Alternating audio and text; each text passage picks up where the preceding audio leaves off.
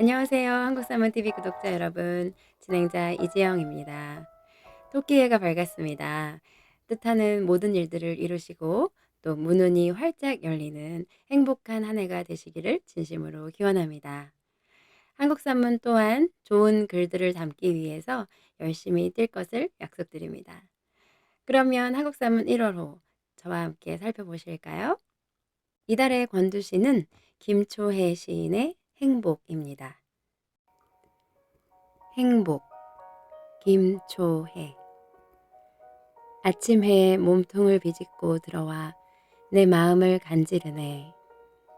햇빛 그 귀함에 새삼 취하네.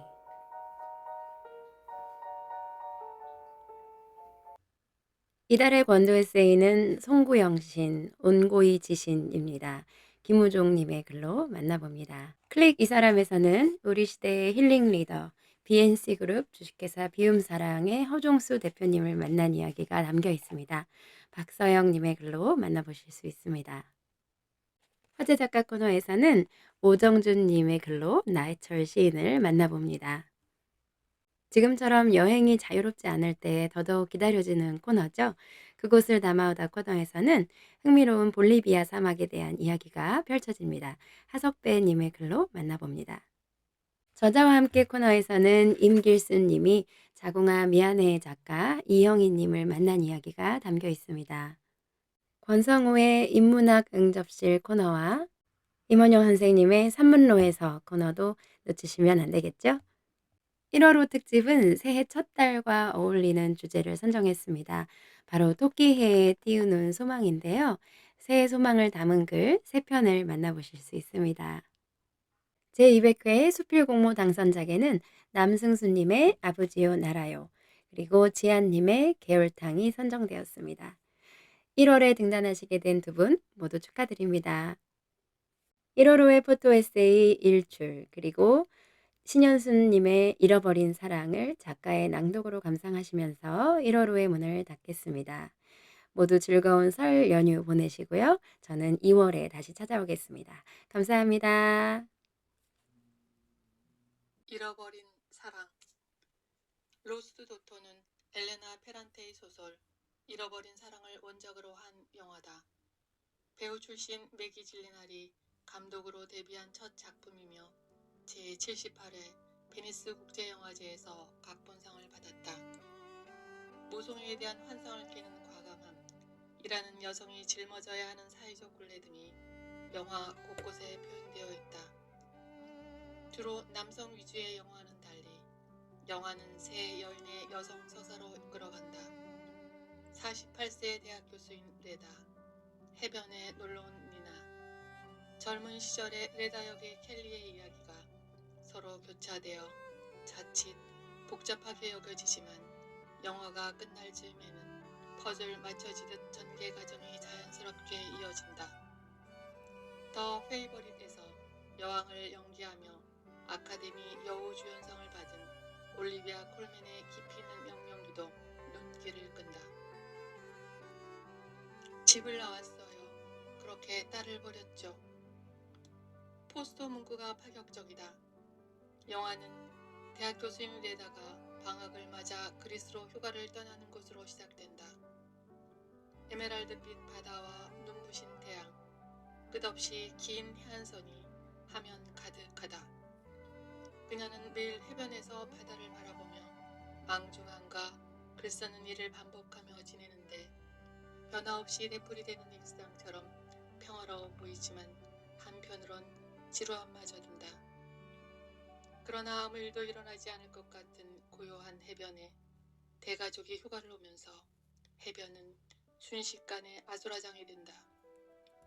레다는 그들 중에 어린 딸을 데리고 온 젊은 여자 니나에게 시선을 빼앗긴다. 대가족이지만 어린 딸과 놀아주면서 스트레스를 받으며 고립되어 보이는 니나에게서 과거 일그러졌던 자신의 모습을 본다. 니나 역시 혼자 여유를 즐기는 레다를 관심 있게 바라본다. 어느 날 니나의 딸이 사라지는데 길을 잃은 아이를 레다가 찾아준다. 그 과정에서 아이는 가지고 놀던 인형을 잃어버려 며칠을 울면서 보채지만 아이의 인형은 어디에서도 나오지 않는다. 이 사건이 발생하면서 영화는 소용돌이 속으로 빠져든다. 니나가 그렇게 찾던 인형이 레다의 손에 있으나 어떻게 레다에 갔는지 영화는 말하지 않는다. 어두운 기억의 메타포를 지닌 인형에 관한 수수께끼는 실타래가 풀리듯 서서히 드러난다. 그녀는 자신의 어린 시절과 두 딸의 어린 시절이 투영되어 있는 인형을 쓰다듬으며 지난 과거와 대면한다. 가난한 가정에서 교육받지 못한 엄마에게서 자란 레다는 어린 시절 인형과 애착 관계를 형성하며 성장한다. 그런 그녀가 결혼하여 어린 두 딸을 키우면서 목말라 하던 학업에 열중하는데 두 가지를 동시에 해결해가지만 하루 종일 놀아달라며 매달리는 아이들에게서 지쳐간다. 어린 시절 자신이 가지고 놀던 인형을 아이들에게 주었으나 어린 딸들은 놀아주지 않는 엄마에 대한 불만을 인형을 괴롭히며 마구 낙서하는 것으로 대신한다. 인형을 보게 된 레다는 인형을 창밖으로 던진다. 인형은 이전에 실체가 없던 것처럼 산산조각난다. 이후 레다는 학회에 논문을 발표하게 되는 계기를 이용해 3년간 집으로 돌아가지 않는다. 육아에서 잠시 벗어나 자유와 해방을 느끼는 레다는 그동안 강요된 모성에서 벗어나 다른 사람과 사랑에 빠지며 자신의 공부에 대한 열정을 더욱 쏟는다. 그녀는 한 개인의 레다로 살아간다. 영화는 당연한 것으로 여겨지던 여성과 엄마라는 부분에 주목한다. 강요된 모성, 틀에 박힌 이미지의 균열을 내며 모성의 이미지를 뒤집어 놓는다. 그녀는 이혼을 위해 집으로 간다. 그동안 아내를 배려하지 않았던 남편은 낭떠러지 같은 말을 듣는 순간 아내를 전적으로 지원하며 육아를 담당하겠다고 하지만 레다의 반응은 냉소적이다. 아무것도 모르는 아이들은 엄마에게 비비고 매달리며 엄마가 놀아주었던 뱀놀이를 하자며 조른다.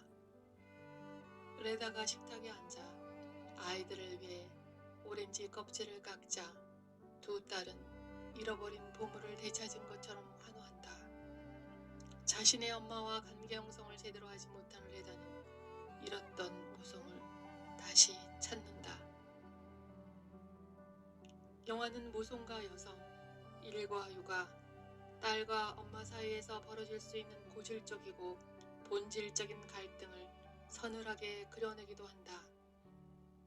인형을 찾는 가족들을 뒤로하고 숙소로 돌아온 레다의 어깨 위에 우두둑 떨어지는 솔방울, 레다의 소용을 알고 있기라도 하듯 목총을 다하며 울어대는 매미, 그 매미를 창밖으로 집어던지는 레다, 과일 바구니에 담긴 과일이 보기엔 먹음직스럽지만 보이지 않는 뒤쪽엔 반쯤 썩어있는, 이 모두는 미화된 모성에 대한 균열을 은유와 상징으로 표현하고 있다.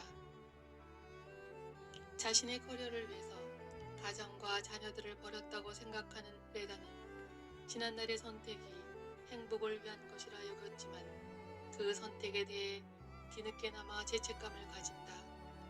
아이들에게 깊은 상처를 주었을 뿐 아니라 자신처럼 엄마의 사랑을 제대로 물려주지 못함을 깨닫는다. 사실 주인공 레다를 모성이라는 이름으로 기준한다면 우리 사회의 통념으론 이해하기 힘들다. 낯설고 불편하기까지 하다. 그러나 내면의 불안정함을 지닌 한 인간임을 이해한다면 또 다른 해석이 가능하다는 것을 영화는 말하고 있다. 영화가 끝날 무렵 엄마의 안부를 묻는 딸과의 통화가 먹먹하다. 엄마, 잘 지내? 엄마는 죽었고 나는 잘 지내. 휴가지에서 자신의 감정을 움켜잡았던 과거와 대면하며 분열된 정체성을 온전히 받아들이는 성숙한 한 여인을 본다. 현재를 살아가는 엄마와 딸, 여성이라면 다각적으로 생각할 수 있는 여백의 영화 한 편이 아닐까 싶다.